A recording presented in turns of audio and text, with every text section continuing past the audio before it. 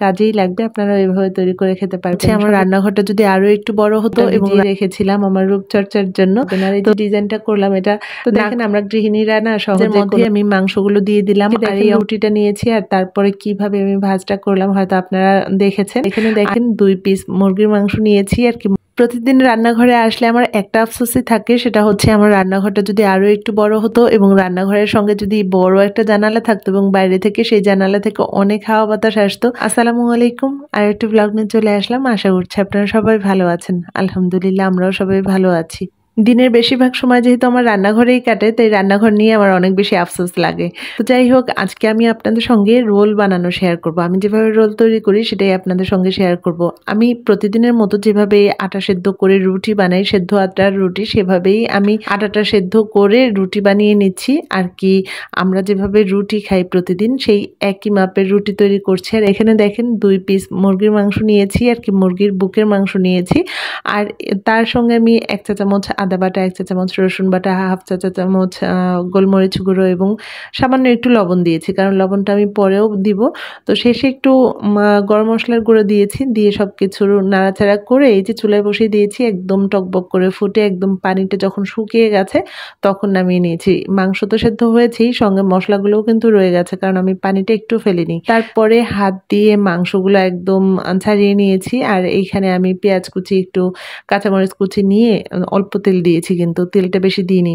পেঁয়াজ মরিচটা একটু ভাজার পরে ওই পেঁয়াজের মধ্যে আমি মাংসগুলো দিয়ে দিলাম। আর এই অংশে আপনার কাছে মনে হতে পারে যে তেলটা আর একটু বেশি দিলে ভালো হতো, কারণ মাংসটা লেগে যেতে চাইবে, কিন্তু এখন আর তেল দেওয়া যাবে না, কারণ এই পুরের মধ্যে যে তেলটুকু সেটা তো সম্পূর্ণটাই থেকে যাবে। আর রোল আমরা একদম ডুবো তেলে খেয়ে থাকি, যার কারণে তেলটা একটু কম দিলেই ভালো হয়। আর এরপরে যে বাঁধাকপি আর একটা আলু নিয়েছি আমি, একটা বড় বাঁধাকপি এবং তার সঙ্গে একটা আলু নিয়েছি।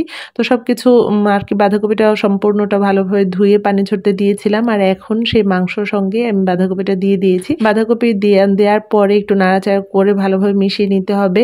আর এটা যখন একটু কমে আসবে তারপরে আমি লবণ দিয়ে দিলাম পরিমাণ মতো। প্রথমেই লবণটা দিলে দেখা যাবে যে পরিমাণে লবণটা বেশি হয়ে যেতে পারে, কারণ বাঁধাকপি, শাক এই ধরনের জিনিসগুলো রান্নার সময় লবণটা একটু পরে দিলেই ভালো হয়।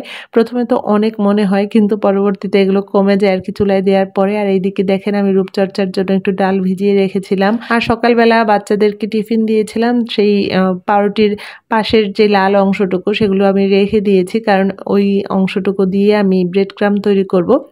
তো এরপরে ভাজিটা আবার দেখে নিলাম। আর এইদিকে আমি 2-3 চামচ একটু আটা নিয়েছি আর তার সঙ্গে পরিমাণ মতো একটু পানি নিয়ে নিলাম। এটা রোল তৈরি করার জন্য লাগবে। তো এক সাইডে আমি এটা রেখে দিয়ে এইদিকে আমি ব্রেড ক্রাম্ব তৈরি করতে চলে আসলাম। আর পাউরুটির এই যে মোটা অংশটা এটা কেউই খেতে চায় না, যার কারণে এই যে আমি ব্রেড ক্রাম্বের সঙ্গে সেই মোটা অংশগুলো দিয়ে দিলাম আর কি। পাউরুটির যে প্রথমের আর শেষের 2 পিস মোটা অংশ থাকে সেইটা আমি ব্রেড ক্রাম্বের আর কি পাউরুটির এই যে সাইডের লাল অংশগুলো সঙ্গে দিয়ে দিলাম। দিয়ে দেখেন কতগুলো ব্রেড ক্রাম্ব হয়ে গেল। ব্রেড ক্রাম্ব কিনেছিলাম রমজান মাসে, সে কেনা ব্রেড ক্রাম্ব আর কি 350 টাকা করে, 350 না যেন 400 সম্ভবত, মনে নেই।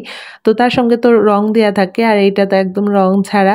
তো সুন্দরভাবে আর কি ব্রেড ক্রাম্ব তৈরি হলো। আর এরপরে দেখেন আমি সেই যে ডালটা ভিজিয়ে রেখেছিলাম আমার রূপচর্চার জন্য, তো সেই ডালটাও আমি রেডি করে ফেললাম। এটা এখন ডিপ ফ্রিজে রেখে দেবো। আর এইদিকে অনেকগুলো রুটি তৈরি হয়েছে, আর এই রুটিগুলো দিয়ে আমি অনেকগুলো রোল তৈরি করব। আর আমি এখন একদম সহজভাবে একটা রুটি দিয়ে আর কি, রুটি দিয়ে এবং এই পুরটা দিয়ে আমি 2 রকম নাস্তা তৈরি করা আপনাদেরকে দেখাবো।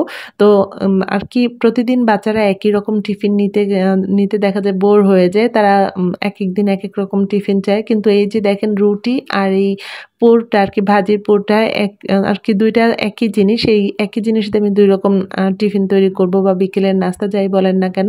আর এইদিকে দেখেন রুটিটা নিয়েছি আর তারপরে কিভাবে আমি ভাজটা করলাম হয়তো আপনারা দেখেছেন।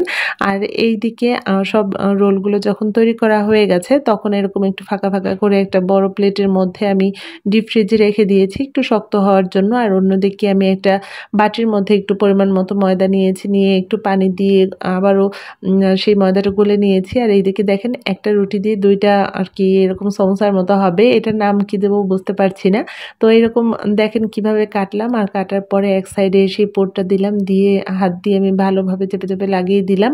আর এই চাপটা খুব ভালোভাবে দিতে হবে। ওই যে সাদা আর কি ময়দাটুকু দেখেছেন সেটা চারপাশ দিয়ে লাগিয়ে তারপরে এভাবে একটু চাপ দিয়ে দিতে হবে হাতে, তাহলে খুলে যাওয়ার ভয় থাকবে না। আর এই যে ডিজাইনটা করলাম, এটা না করার আর কি না করলেও হয়, কারণ এই ডিজাইনটার কিছুই বোঝা যাবে না।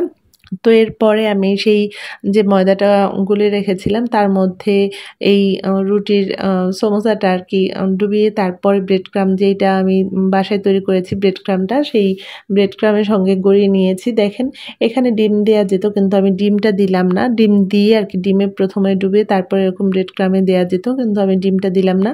আমি এইভাবে ময়দা দিয়ে আজকে আপনাদের করে দেখালাম। আমি দুইভাবে তৈরি করি। তো এখানে দেখেন ২ রকম নাস্তা কত সুন্দর, কত তাড়াতাড়ি তৈরি হয়ে গেছে। আর কি একই জিনিস দিয়ে ২ রকম টিফিন দেওয়া যাবে, বোঝে আর কি বুঝতেই পারবে না যে একই জিনিস একই খাবার ২ দিন আমি দিয়েছি। তো এরপরে আমি সেগুলো সব ডিপ ফ্রিজে রেখে দিয়েছি। যখন একটু শক্ত হয়ে যাবে তখন আমি বক্স করে রাখবো। আর এইদিকে ব্রেড ক্রাম্ব যতটুকু ছিল একটা বক্সে করে এটা ডিপ ফ্রিজে রেখে দেব। আর ডিপ ফ্রিজ থেকে দেখা যাবে ১০-১২ দিনের মধ্যেই শেষ করার চেষ্টা করব। কোনো কিছু তৈরি করলে তার মধ্যে দিয়ে দেওয়া যাবে। আর এরপরে আমি প্রায় অনেকক্ষণ পর, আধা ঘন্টা পরে আমি বের করেছি এই রোলগুলো।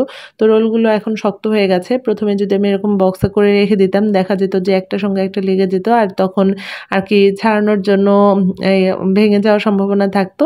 তো এরকম করে যদি একটু শক্ত করে নেওয়া হয়, বরফ করে নেওয়া হয়, তারপর বক্স করে রাখলে একদমই লেগে যাওয়ার ভয় থাকে না। যখন খুশি তখন নামিয়ে ভেজে নেওয়া যায়।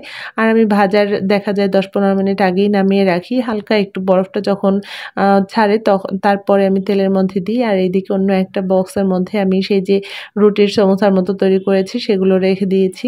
তো দেখেন আমরা গৃহিণীরা না সহজে কোনো জিনিস ফেলে দিতে চাই না। আমরা চাই প্রতিটা জিনিসই যেন আমাদের সংসারে কাজে লাগে।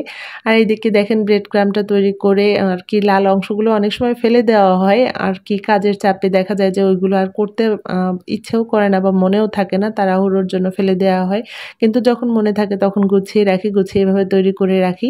তো এরপরে এই যে বিকেলের দিকে ওদেরকে একটু সেই যে সমোসা তৈরি করে দিলাম। তো এই ছিল আমার আজকের ছোট্ট একটা ভিডিও। আশা করছি আপনাদের কাজেই লাগবে। আপনারা এভাবে তৈরি করে খেতে পারবেন। সবাই ভালো থাকবেন। খোদা হাফেজ।